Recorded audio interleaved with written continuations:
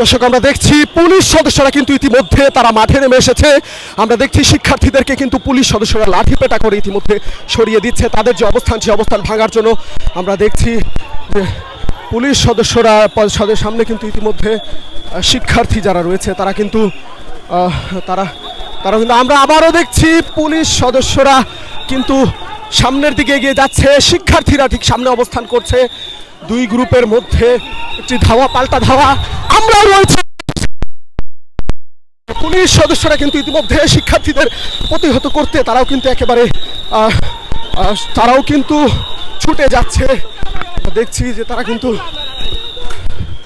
কিন্তু ঠিক সামনের দিক দিয়ে যাচ্ছে তারা। দর্শক একটু শিক্ষার্থীরা কিন্তু পিছু হাঁটছে। আমরা দেখছি শিক্ষার্থীরা কিন্তু ইতিমধ্যে তারা তাদের যে জায়গা সেই জায়গা থেকে আমরা দেখছি শিক্ষার্থীরা কিন্তু ইটপাটকেল ছুঁড়ে মারছে। পুলিশ সদস্যরাও কিন্তু এগিয়ে যাচ্ছে। ধীরে ধীরে একটি উত্তপ্ত পরিস্থিতি বিরাজমান রয়েছে, রণক্ষেত্র একটি পরিবেশ আমরা দেখলাম। কয়েক দফা সংঘর্ষ, এখন পর্যন্ত সে সংঘর্ষ চলমান। কখন কোথা থেকে ইটপাটকেল ছুঁড়ে আসে আমরা কিন্তু এখন পর্যন্ত বলতে পারছি না। পুলিশ সদস্যরা কিন্তু শিক্ষার্থীদের সাথে কোনোভাবেই তাদের যে সংঘর্ষ সেই সংঘর্ষ থামছে না।